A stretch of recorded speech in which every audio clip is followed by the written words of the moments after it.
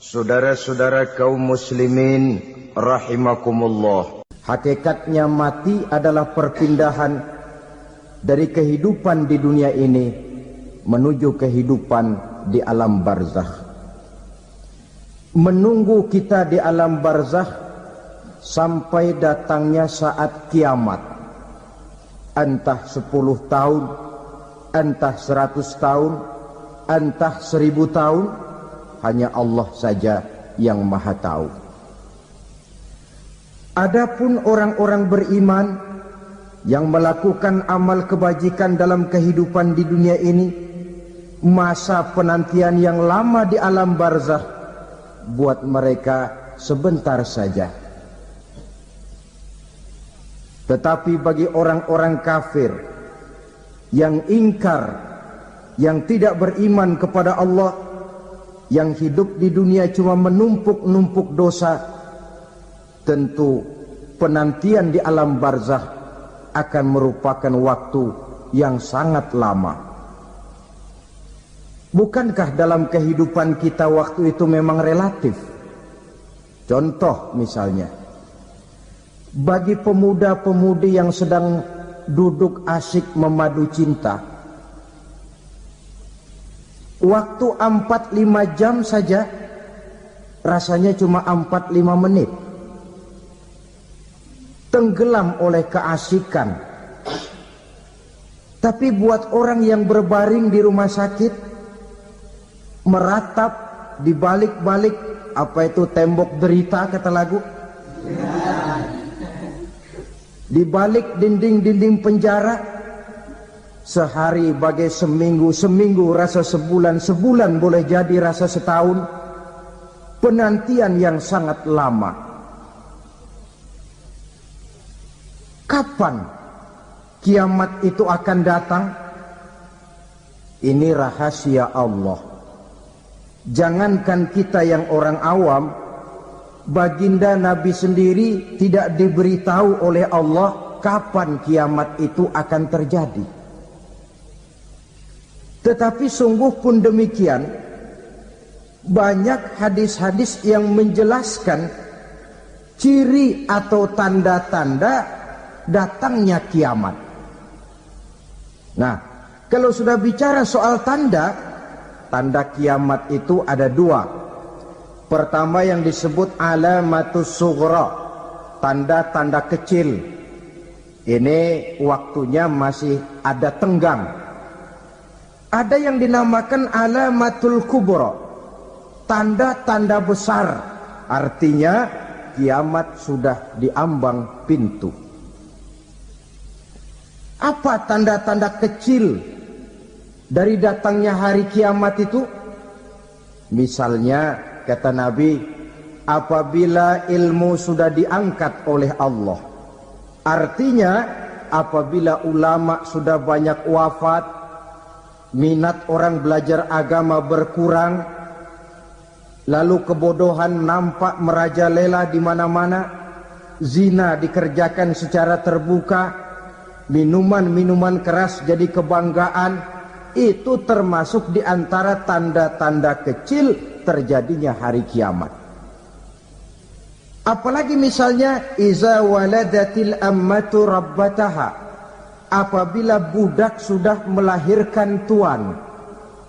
Apa maksudnya? Ada yang mentafsirkan apabila anak sudah bisa membudaki orang tuanya. Orang tua yang melahirkan dia, yang membesarkan dia, demi setelah si anak besar jadi orang berpangkat, bertitel, berharta, berkedudukan, jadilah orang tua itu budaknya. Sehingga sering dibilang kalau orang tua kaya, anak jadi raja. Tapi kalau anak yang kaya, orang tua sering jadi budak. Apalagi munculnya fitnah yang bergelombang, timbul perang antara 2 bangsa yang besar, waktu berjalan terasa sangat pendek sekali. Itu merupakan tanda di antara tanda-tanda kiamat. Termasuk di dalamnya sulit membedakan mana laki, mana perempuan. Kan kalau tanda-tanda kayak begini sekarang sudah banyak kita lihat kan. ulama banyak wafat, penggantinya sulit. Zina dikerjakan berterang-terangan, minuman keras jadi kebanggaan, banyak anak membudaki orang tuanya, sulit membedakan mana laki mana perempuan. Kadang-kadang dari belakang kita lihat perempuan bener, begitu kita colek nengok jenggotan.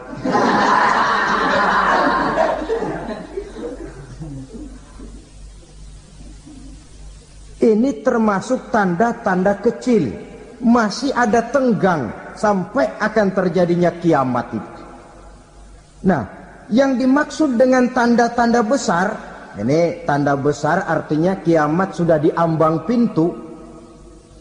Pertama, matahari terbit dari sebelah barat. Apabila matahari sudah terbit dari arah sebelah barat, tertutuplah sudah pintu taubat. Bersabda Nabi kita, la taqumus sa'atu hatta tatlu'a syamsu min maghribiha. Tidak akan datang hari kiamat sampai matahari terbit dari arah sebelah barat. Fa iza tala'at, manakala matahari telah terbit dari arah sebelah barat, wara'ahan nasu, manusia banyak menyaksikan itu, amanu ajma'un, mereka pun lalu beriman.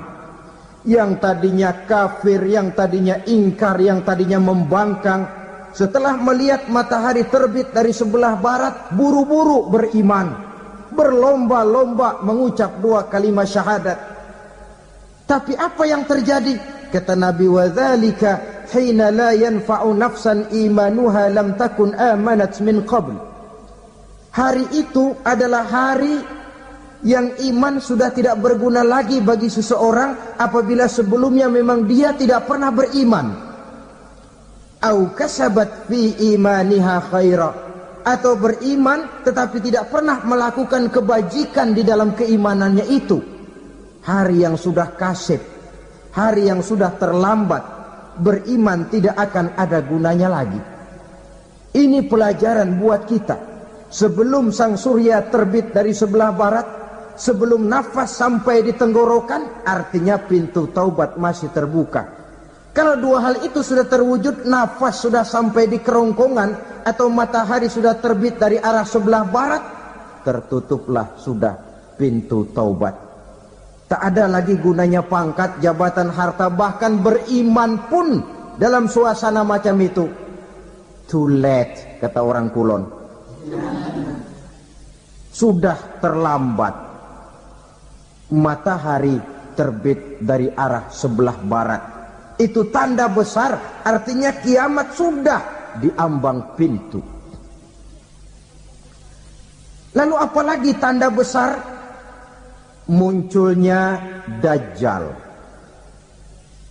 Dajjal artinya pendusta-pendusta yang menyesatkan manusia. Ada 2 macam Dajjal, saudara.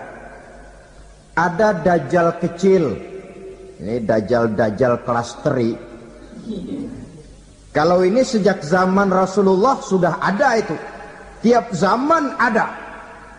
Di zaman Rasulullah misalnya ada yang bernama Aswad al-Unsi dari Yaman. Ada yang namanya Musailamah al-Kazzab dari Yamamah. Ada yang namanya Ibnu Sayyad dari Madinah. Ini Dajjal-Dajjal di zaman Rasul. Musailamatul Kazzab memproklamirkan diri jadi nabi dia. Di zaman Rasul masih hidup. Ini Dajjal zaman Nabi. Di zaman sahabat muncul Dajjal-Dajjal. Di zaman kita sekarang ini Dajjal-Dajjal pun gentayangan. Dajjal-Dajjal kelas teri. Kerjanya mendustakan manusia, menyesatkan manusia, memalingkan manusia dari jalan yang benar dan diridhoi oleh Allah Subhanahu wa taala. Adapun yang merupakan tanda besar dari datangnya kiamat, Dajjal-Dajjal kelas kakap. Pembohong-pembohong besar yang menyesatkan masyarakat manusia berpaling dari jalan Allah mengikuti jalan mereka. Apa sih ciri Dajjal itu? Kata Nabi dalam hadis Bukhari Muslim, innad dajjala, sesungguhnya yang namanya Dajjal itu yakhruju, satu saat akan muncul mendekati hari kiamat. Wa inna ma'ahu ma'an, si Dajjal ini membawa air, wa naran, dan juga membawa api. Dua simbol. Di tangan yang satu dia bawa air, di tangan yang satu dia bawa api. Wa ammal ladzi yarahu an-nasu ma'an fanarun. Adapun yang orang banyak lihat air, hakikatnya adalah api. Yang dilihat api, hakikatnya adalah air.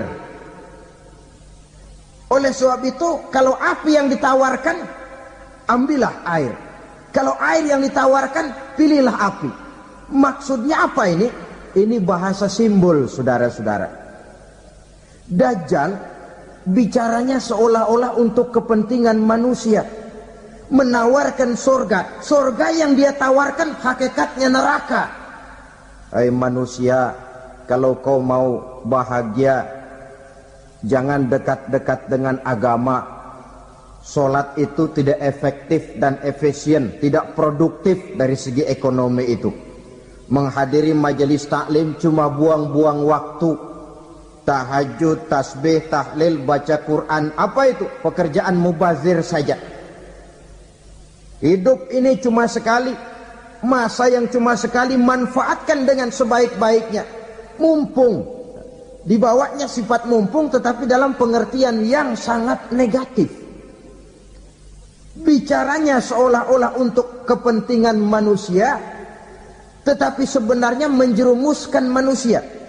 Menawarkan air, tapi sebenarnya api. Menawarkan api, tapi hakikatnya air. Buat apa kamu sholat? Buat apa kamu bayar zakat? Buat apa kamu puasa? Surga yang dicanangkan Dajjal, hakikatnya neraka. Neraka yang digambarkan Dajjal, pada dasarnya adalah surga.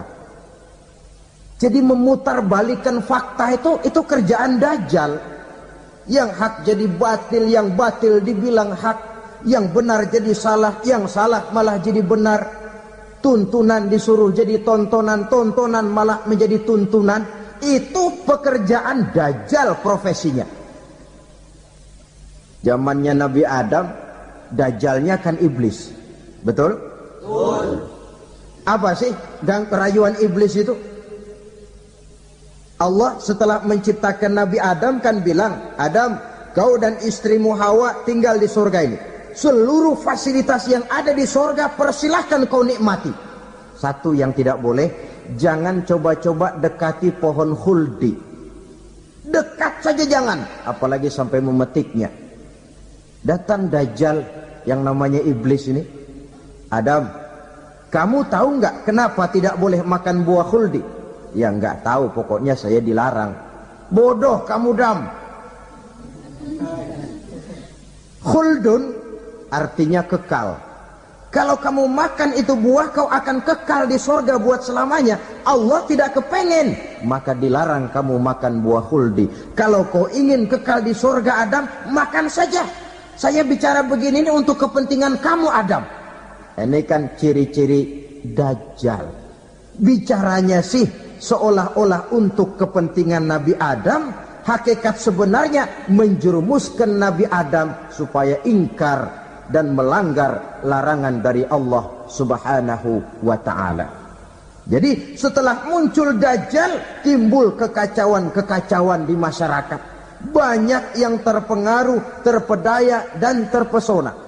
Termasuk mereka yang memproklamirkan diri jadi nabi.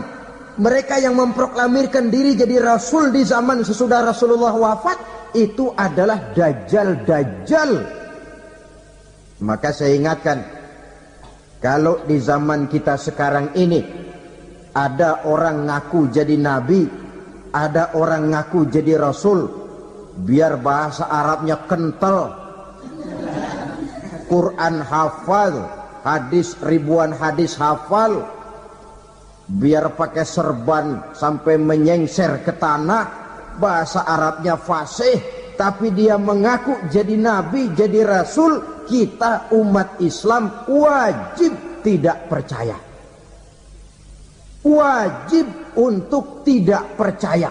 Itulah dajjal-dajjal zaman kita sekarang ini. Tidak mustahil mereka datang mempengaruhi orang-orang awam supaya berpaling dari Rasulullah, mengikuti mereka. Nah, di akhir zaman nanti, mendekati hari kiamat, dajjal ini muncul, dajjal kelas kakap, menyesatkan masyarakat manusia untuk berpaling dari Islam, mengikuti seruan mereka. Apalagi di antara datangnya kiamat itu, tanda yang besar itu, turunnya Nabiullah Isa Al-Masih, putra Maryam. Menurut berbagai hadis yang sahih, Nabi Isa Al-Masih nanti akan turun lagi, tidak membawa risalah yang baru, tapi meluruskan risalah Islam ini yang telah banyak ditinggalkan oleh masyarakat. Bahkan ada hadis menjelaskan beliau akan membunuh Nabi, mematahkan kayu-kayu salib, lalu melaksanakan haji dan umrah mengikuti syariat Nabi Muhammad, bukan membawa agama baru. Menjadi semacam mujaddid, reformer, menyelamatkan manusia dari bisikan dajjal. Bahkan ada riwayat yang menjelaskan bahwa Nabi Isa berhasil mengalahkan dajjal, mengembalikan masyarakat manusia kembali kepada ajaran Islam yang datang dari Allah, dibawa oleh Rasulullah sallallahu alaihi wasallam. Dengan kata lain, turunnya Nabi Isa bukan sebagai nabi dan rasul baru, tetapi mengikuti syariat Nabi kita Muhammad sallallahu alaihi wasallam. Saudara hadirin, ibu-ibu hadirat yang saya hormati, kemudian apalagi di antara tanda-tanda besar akan datangnya kiamat itu? Keluarnya asap atau awan. Kata Nabi, inna min asrati sa'ah dukhanan yamla'u ma bainal masyriqi wal maghrib. Di antara tanda-tanda kiamat, munculnya awan atau asap yang memenuhi antara langit dan bumi. Ini pun diperkuat dalam surah Ad-Dukhan ayat 10. Fartaqib yauma ta'tis sama' bidukhanin mubin fayughshan nas hadza azabun alim. Bagi orang-orang yang beriman, mereka biasa-biasa saja. Tapi bagi orang kufur, datangnya asap dan awan ini merupakan azab yang kelewat pedih. Barangkali sedikit mendekati gambaran tentang azab yang pedih ini, saya ingatkan alam pikiran kita kepada peristiwa yang belum lama terjadi. Pernah dengar berita bocornya reaktor nuklir di Chernobyl, Uni Soviet? Pernah dengar? Nah. Bocornya reaktor nuklir di Chernobyl yang mengakibatkan ratusan bahkan sangat mungkin ribuan nyawa. Cuma satu reaktor. Bagaimana kalau seluruh cadangan nuklir yang dimiliki oleh para negara adik kuasa ini diledakkan? Bahkan yang konon menurut catatan, cadangan nuklir yang dimiliki bersama oleh Amerika dan Rusia sekarang ini sudah sanggup memusnahkan 6 miliar manusia. 1,5 kali lebih banyak dari jumlah manusia yang nongkrong di permukaan bumi ini. Saudara-saudara hadirin yang saya hormati, lalu saat mendekati hari kiamat, apalagi tandanya? Setelah Nabi Isa wafat, pada saat turunnya yang kedua kali, lalu Allah meniupkan angin sejuk. Semua orang-orang beriman, orang-orang baik wafat, sehingga penghuni bumi ini cuma tinggal lagi terdiri dari orang-orang kafir. Tidak ada lagi di bumi ini yang bisa mengucapkan Allah. Sehingga dalam hadis qudsi itu ada keterangan, innallaha azza wa jalla yaqulu li Israfil. Allah pernah pesan kepada malaikat Israfil, kata Allah, Israfil, iza sami'ta qailan yaqul Allah Allah fa akhirin nafakh 40 sanatan ikraman liqailiha. Hai Israfil, apabila kau dengar di permukaan bumi masih banyak orang yang mengucapkan Allah Allah, maka tunda sangkakala kiamat itu 40 tahun. Untuk apa? Ikraman liqailiha, menghormati orang yang mengucapkan Allah Allah itu. Wah, jadi karena sekarang masih banyak yang mengucapkan Allah, besar hatilah kita, masih jauh kiamat itu. Tapi jangan lupa, kiamat pribadi, kiamat kecil itu yang nggak kita sangka-sangka. Ajal datang mencabut nyawa, itu kiamat pribadi, dan itu yang pasti kita hadapi, dan itu yang membuat kita tidak boleh bersikap main-main di dalam kehidupan sekarang ini. Saudara hadirin yang saya hormati, tidak ada lagi orang-orang muslim, seluruh penduduk dunia ini kafir. Lalu terciptalah struktur sosial yang berlandaskan prinsip hidup semau gue. Bakal terjadilah prinsip di mana yang kaya menyantap yang miskin, yang kuat menindas yang lemah. Hidup sudah bagaikan di rimba belantara, berlaku hukum rimba, siapa yang kuat dia yang menang, siapa yang lemah menjadi mangsa. Timbul kekacauan, maksiat merajalela, munkarat menjadi-jadi, sehingga isi bumi ini penuh dengan segala macam perbuatan dosa. Tidak ada perlunya lagi alam diperpanjang temponya. Datang saat yang sudah dijanjikan oleh Allah Azza wa Jalla, maka terjadilah yang disebut kiamat kubra, kiamat besar, kiamat hancur-hancuran. Bagaimana kejadian ini dimulai? Dalam surah Az-Zumar ayat 68, Allah Subhanahu wa taala berfirman, wa nufikha fis suri fasa'iqa man fis samawati wa man fil ardi illa man sya'allahu. Maka manakala ditiuplah sangkakala, terkejutlah seluruh yang ada di langit dan seluruh yang ada di bumi. Bila saat kiamat datang, Allah perintah malaikat Israfil, Israfil, tiup sangkakalamu. Ditiuplah sangkakala oleh malaikat Israfil. Yang akibat daripada tiupan itu, seluruh yang ada di langit, seluruh yang ada di permukaan bumi terkejut. Yang ada di langit siapa? Malaikat kan. Bayangin aja kalau malaikat kaget, apalagi kita. Terkejut seluruh makhluk yang ada di bumi, yang ada di langit mendengar suara sangkakala itu. Bunyinya tidak sanggup kita bayangkan dahsyatnya. Ledakan nuklir, ledakan neutron, belum apa-apa ketimbang bunyi sangkakala malaikat Israfil ini.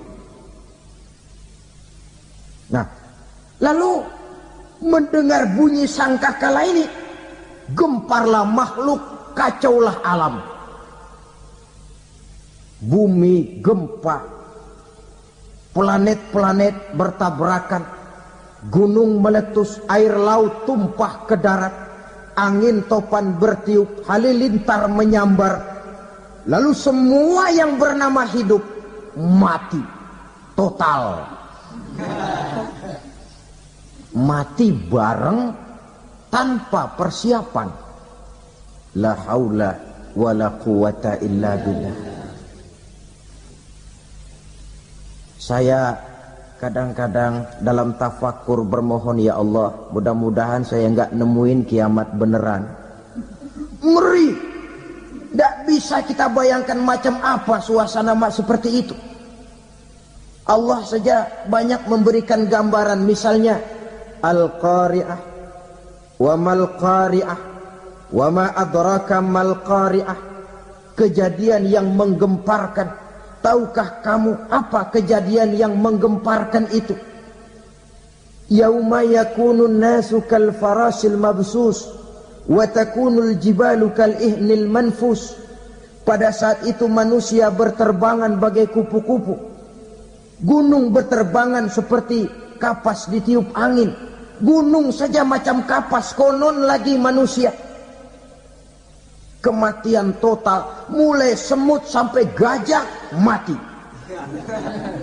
Jin mati, iblis mati, malaikat mati. Oh, malaikat saja mati.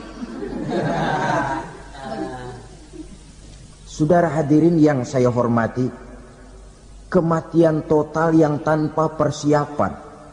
Orang bilang, Pak, kalau mati bareng begitu yang repot malaikat maut dong ya. Cabut sana, cabut sini. Itu kalau menurut logika kita. Mestinya begitu menurut logika.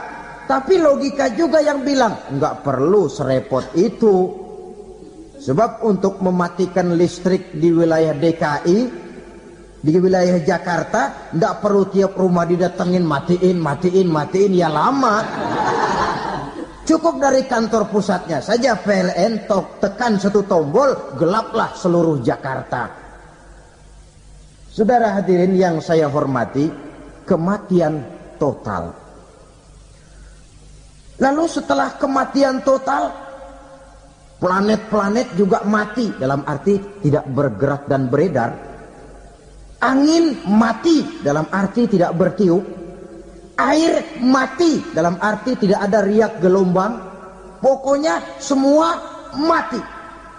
Kullu nafsin za'iqatul maut. Semua yang bernafas mati. Dalam ayat lain, kullu man 'alaiha fan. Semua yang ada di permukaan bumi fana. Yang kekal cuma Allah Subhanahu wa ta'ala. Yang paling belakang mati, malaikat maut dan malaikat Israfil. Tapi mati juga sesuai dengan janji Allah. Menurut hadis Bukhari Muslim dari Abi Hurairah, masa tenggang waktu antara kematian total pada tiupan sangkakala pertama dengan proses kebangkitan pada tiupan sangkakala kedua 40 lamanya. Tidak dijelaskan oleh Abi Hurairah 40 jam, apa 40 hari, apa 40 tahun. Hadis-hadis cuma menyebutkan 40 saja. Sunyi alam, yang tinggal cuma Allah saja lagi.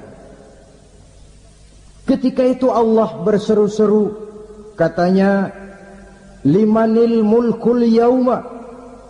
Siapa para penguasa hari ini? Mana itu raja-raja dan penguasa yang dulu mengaku jadi Tuhan? Fir'aun. Mana Fir'aun sekarang? Yang dulu jadi raja, merasa berhasil, sombong, lalu tidak mau turun-turun dari kekuasaannya, sampai kepada puncak kekurang ajarannya mengangkat diri jadi Tuhan. Mana itu Fir'aun? Namrus.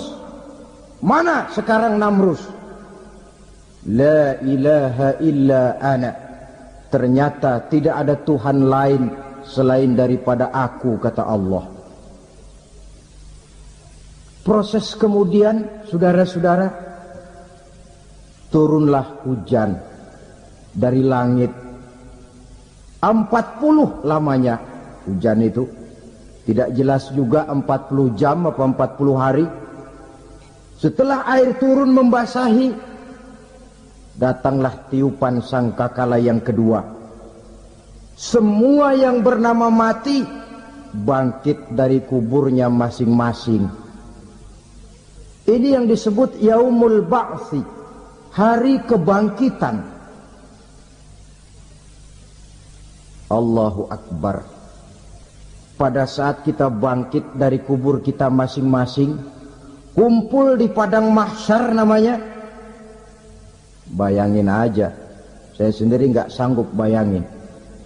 Manusia sejak zaman Adam sampai zaman kiamat kumpul bareng di tempat sama. Berapa banyaknya itu?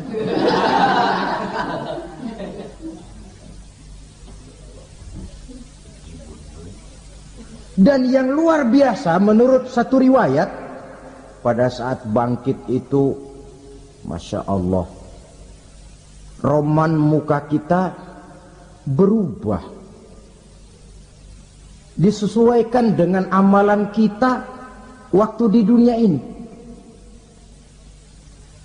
Barang siapa yang waktu di dunia amalannya itu amalan tikus, di akhirat nanti dia bangkit dari kubur, mukanya seperti muka tikus. Gagah betul badannya, tapi mukanya seperti tikus. Kenapa? Amalannya waktu di dunia seperti amalan tikus. Apa amalan tikus itu? Suka ngegeragoti barang yang sudah disimpan rapi-rapi. Orang sudah simpan uang rapi-rapi, simpan perhiasan rapi-rapi, digeragoti oleh tikus. Maling-maling, pencoleng-pencoleng, koruptor-koruptor, itu nanti di akhirat nanti kita lihat mukanya seperti muka tikus. Oh, ini waktu di dunia suka nyolong, mukanya seperti muka tikus. Barang siapa yang waktu di dunia ini amalannya itu amalan macan, dia akan bangkit nanti mukanya seperti muka macan. Apa amalan macan? Macan itu amalannya menang-menangan. Orang yang mau menang saja nggak mau mengalah. Coba lihat di hutan, kenal hutan nggak? Di hutan, raja hutan di mana-mana pasti macan, betul kan? Betul. Padahal hutan belum pernah bikin pemilihan umum. Tapi macan tidak peduli ada pemilihan umum apa tidak, pokok saya raja. Sebab apa? Macan jadi raja itu bukan karena benar, tapi karena kuat jadi raja. Setelah dia jadi raja, rakyat hutan yang mesti dilindungi malah dimakan oleh raja macan. Kambing rakyat hutan dimakan oleh macan. Ayam rakyat hutan dimakan oleh macan. Itu nanti kita lihat di akhirat itu mukanya seperti muka macan, gagah betul. Lalu barang siapa yang di dunia ini amalannya itu seperti amalan anjing, nanti dia punya muka seperti muka anjing. Apa amalan anjing? Pertama, anjing itu kalau disuruh jaga rumah, dia tidak bisa membedakan mana maling, mana tamu. Biar yang datang maling, kalau bawa tulang, anjing kalem. Yang kedua, anjing itu akan setia kepada siapa saja yang memberinya roti. Siapa yang memberinya roti, itulah majikannya. Apa kata majikannya, pasti dia laksanakan. Soal benar atau salah, dia tidak peduli. Setelah anjing dapat roti, dia tidak punya pilihan lain kecuali bilang, abdi mah kumaha juragan wae ayeuna mah.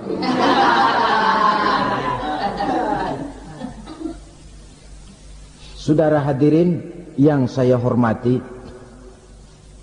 berkumpul di padang mahsyar, tiap orang sibuk dengan persoalannya masing-masing. Matahari waktu itu didekatkan oleh Allah, panas luar biasa. Ada yang saking panasnya itu mencucurkan peluh keringat sampai sebatas mata kakinya. Ada yang keringatnya sampai sedengkulnya, ada yang keringatnya sampai sepusatnya, ada yang keringatnya mengalir sampai sebahunya. Ada yang kelelap oleh keringatnya sendiri, sementara orang di sampingnya nggak apa-apa. Bergantung lagi amalan dia waktu di dunia ini. Saudara-saudara, sebagian orang dalam kepanikan padang mahsyar berombong-rombong datang mereka menghadap Nabi Adam. Ya Adam, anta abal bashar.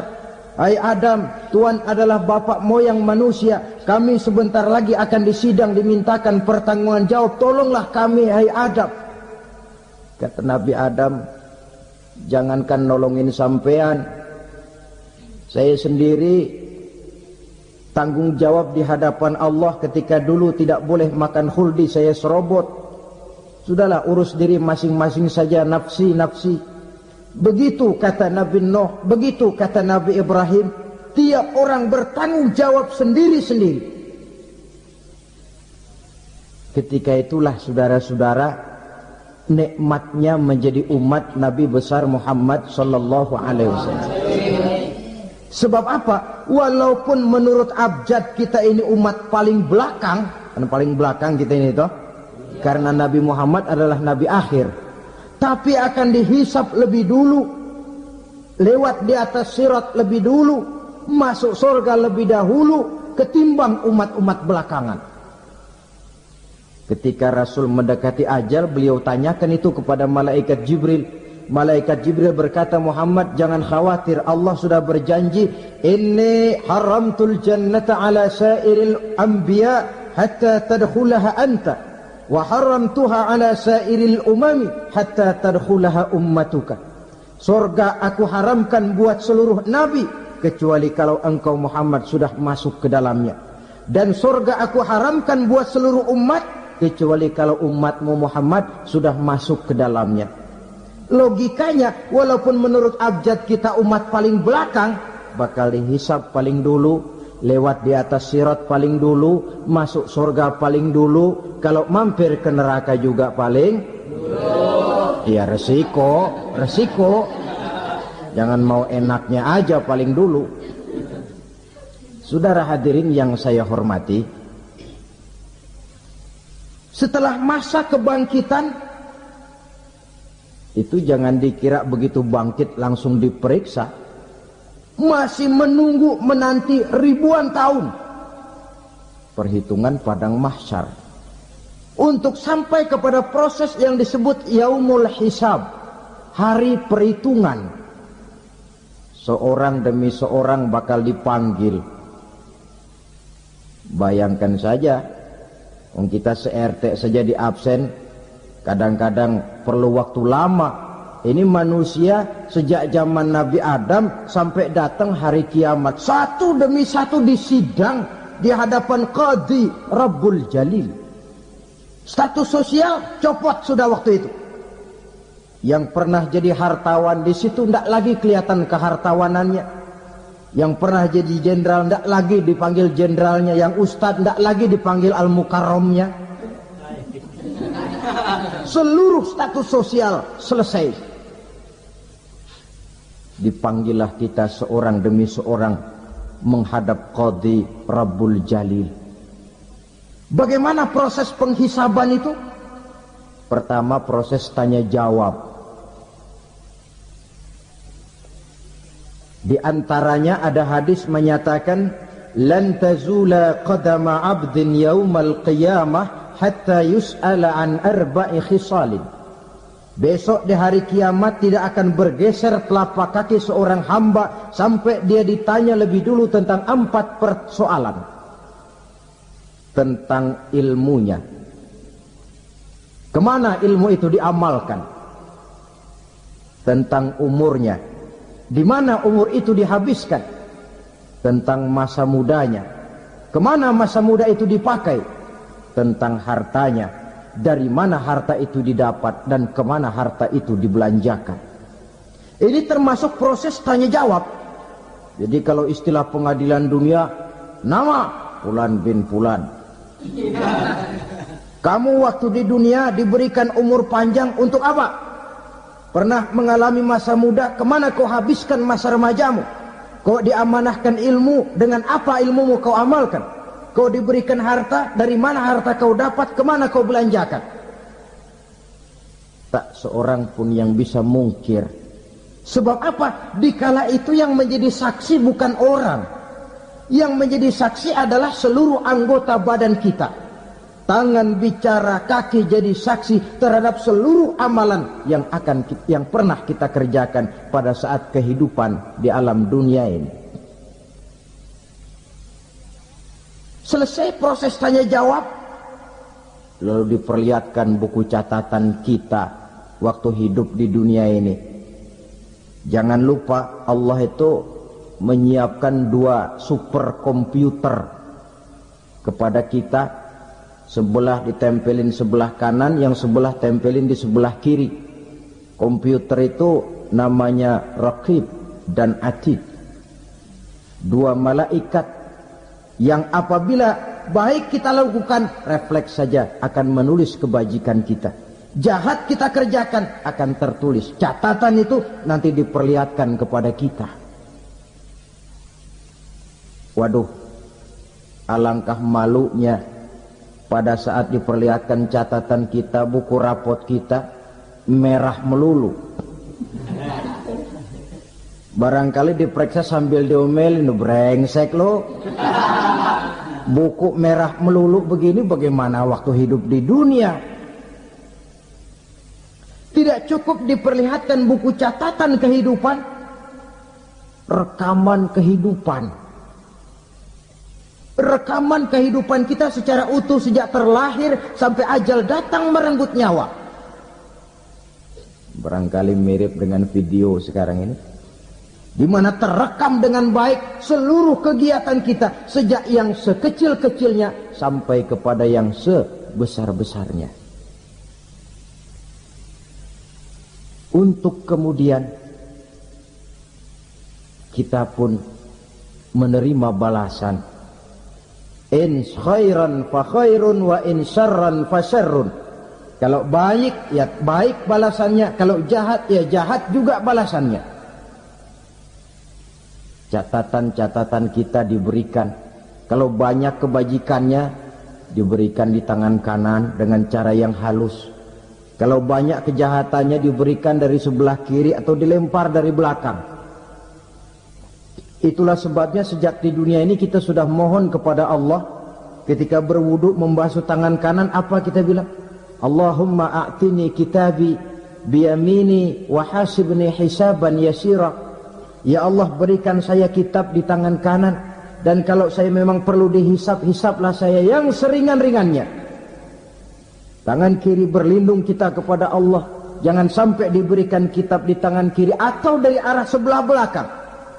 Wa a'udzubika an tu'tiya kitabi bishimali aw min wara'i zuhri. Dari arah sebelah belakang. Na'udzubillah min dzalik. Setelah selesai lewat proses penghisaban, lewat mizan, timbangan, maka yang sudah selesai dihisab itu bergeraklah menuju sirat, jembatan yang terbentang menuju surga melalui neraka. Saudara-saudara, panjangnya perjalanan sirat itu memakan waktu ratusan tahun. Tetapi orang yang lewat di atas sirat pun macam-macam bergantung amalannya ketika di dunia ini. Ada yang lewat di atas sirat itu kalbarkil khatib, seperti kilat yang menyambar, lep, sudah sampai dia di surga. Cepat bukan main. Ada yang lewat di atas sirat itu seperti orang lari-lari. Ada yang lewat di atas sirat itu seperti orang jalan biasa. Ada yang sambil merangkak, ada yang sambil ngesor, ada yang sambil gelayutan, ada yang selamat sampai ke ujung ke surga, ada yang tergelincir jatuh masuk ke dalam neraka, bergantung amalannya dalam kehidupan di dunia sekarang ini. Tiap kita akan melewati yang namanya sirat ini.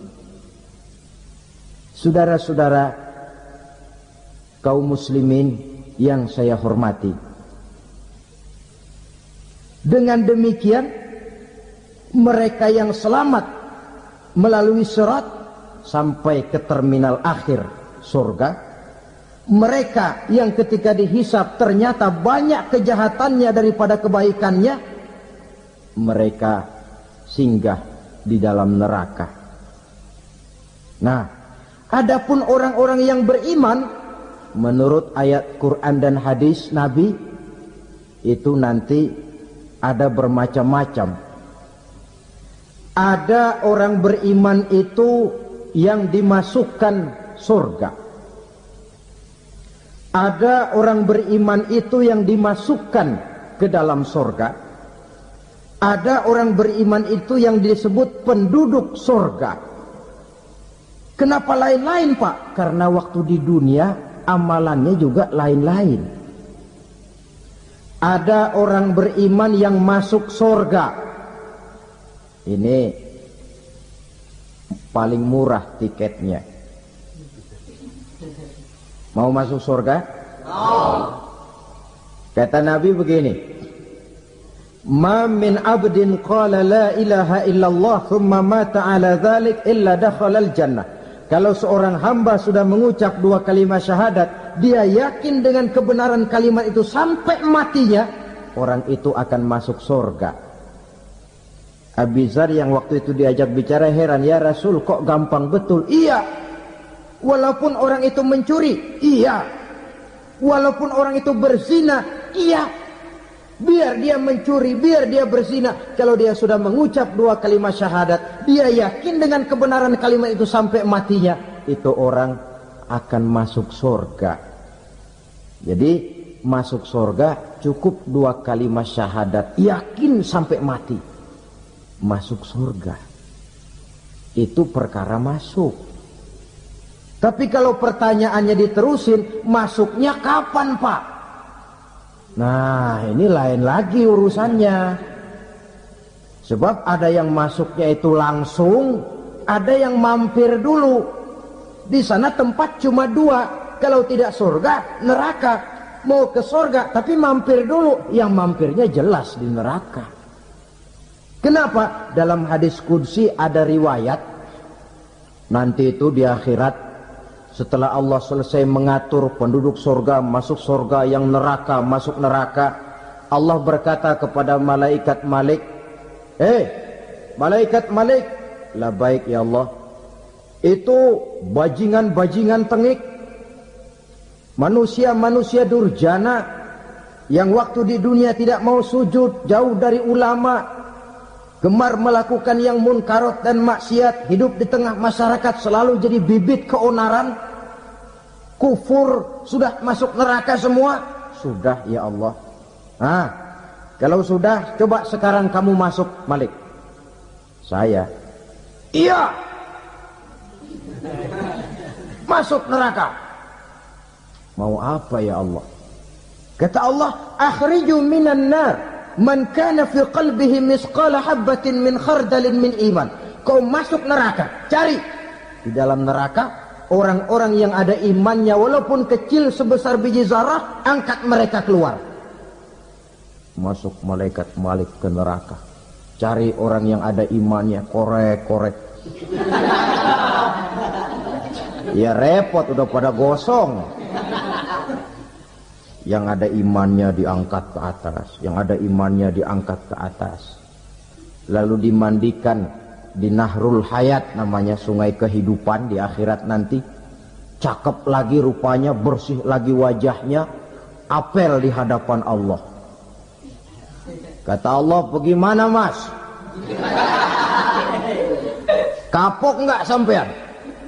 Kapok ya Allah. Nah, kalau kapok, idhab fadkhulil jannah, pergi masuk surga sana. Berangkat mereka ke surga, ketemu sama teman-temannya yang udah sampai lebih dulu, yang nggak pakai mampir lagi. Terjadi dialog, kata teman-temannya yang udah pada nyampe duluan, Mas, iya, emang baru sampai? Saya baru sampai. Memang mampir di mana dulu, Mas? Kita sudah lama sampai di surga. Saudara buka surah Al-Muddatsir ayat 34-35. Ma salakakum fis saqar? kenapa kamu mampir di neraka Sakor? Qalu lam naku minal musallin. Mereka menjawab, kami mampir di neraka Sakor mas, gara-gara dulunya kami waktu di dunia ndak pernah sholat. Ndak pernah sholat? Ndak pernah. Kan rumahnya dekat masjid, cuma dekat doang mas. Sholat mah enggak saya. Nggak pernah ngasih makan fakir miskin, nggak pernah hadir di majelis taklim, pendeknya nggak pernah melakukan kebajikan, maka saya pun mampir di neraka Sakor. Untung betul saya punya iman mas, sedikit. Waktu hidup di dunia dulu saya pernah mengucap 2 kalimat syahadat, sekali-kalinya waktu mau kawin. Masya Allah. Untung saja kawin, kalau nggak kawin polos.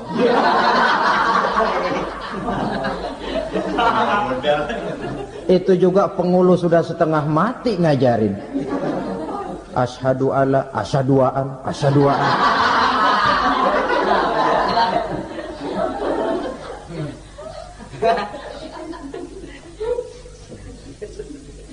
Ini namanya masuk surga, ada mampir dulu. Ada pula orang mukmin itu yang dimasukkan surga. Namanya dimasukkan kan terima beres. Saya masuk ke rumah, jalan sendiri, cari tempat sendiri. Saya dimasukkan ke dalam rumah, terima beres, pokok ada di dalam, itu dimasukkan namanya. Nggak pakai mampir. Tapi tentu tiketnya lebih mahal ketimbang yang pertama tadi. Apa kata Allah? Innal ladzina amanu wa amilus salihat la ukaffiranna anhum sayyi'atihim wa la udkhilannahum jannah. Sesungguhnya orang-orang yang beriman kemudian beramal soleh, kami hapuskan segala dosa dan kesalahannya, kami masukkan mereka ke dalam surga. Lihat ayatnya, Allah yang memasukkan, kita yang dimasukkan. Tidak pakai transit, tidak usah mampir. Cuma tidak cukup syahadat, tidak cukup amanu, tapi diiringi dengan wa'amilus salih. Iman, amal. Tidak cukup syahadat, lalu dibuktikan dia sholat, dia zakat, puasa, lalu dia melakukan berbagai macam kebajikan. Ini yang menyebabkan dia tidak pakai mampir di tempat yang bernama Sakor. Lalu ada pula orang mukmin itu yang disebut penduduk surga. Wah, ini sudah VIP ini.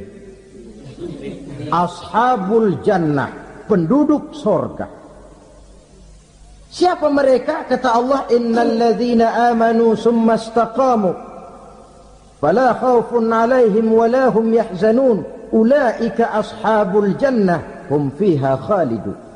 Sesungguhnya orang-orang yang beriman lalu istiqamah, tetap dalam melaksanakan perintah Allah, tidak goyah, tidak labil tapi stabil, istiqamah, mereka tidak takut dan tidak bersedih hati. Merekalah penduduk surga. Iman, istiqamah. Tidak punya duit, sembahyang. Banyak duit, sembahyang. Miskin, sembahyang. Kaya, tetap sembahyang. Istiqamah. Kadang orang kalau susah rajin ke masjid, banyak duitnya ngelihat masjid melengos. Itu yang dibilang waktu miskin hamba Allah, setelah kaya jadi hamba harta. Bergeser, tidak ada nilai istiqomahnya. Saudara-saudara, dengan begitu penduduk neraka itu dua. Ada penduduk permanen, ada penduduk yang semi permanen. Yang semi permanen orang-orang beriman yang mempunyai dosa besar. Mereka masuk ke neraka untuk menerima azab sesuai dengan dosanya. Bila selesai masa azab itu, mereka akan diangkat untuk ditempatkan kembali ke dalam surganya Allah Subhanahu wa ta'ala. Nah, dikala itulah saudara-saudara, ada yang disebut syafaat dari Rasulullah sallallahu alaihi wasallam. Tapi tentu jangan lupa, syafaat ini ibarat kain menambal dia. Kita punya kain bolong-bolong sedikit, syafaat yang menambal. sholat kita ada kurang dikit, sedekah kita ada campur riya dikit, amalan kita ada tidak karena Allah dikit, kita berharap syafaat. Jadi biarlah kain masih bolong-bolong, yang penting punya kain. Tapi kalau kainnya tidak ada, yang ditambal apanya? Sholat tidak, puasa tidak, zakat tidak, berharap syafaat saja. Ya, terlalu berlebihan itu. Saudara hadirin yang saya hormati, apabila selesai proses penghisaban, proses penghitungan, maka dikala itulah manusia terbagi dalam dua kelompok besar. Fariqun fil jannah wa fariqun fis sa'ir. Sekelompok orang-orang beruntung yang masuk ke dalam surga, dan sekelompok lagi masuk ke dalam neraka.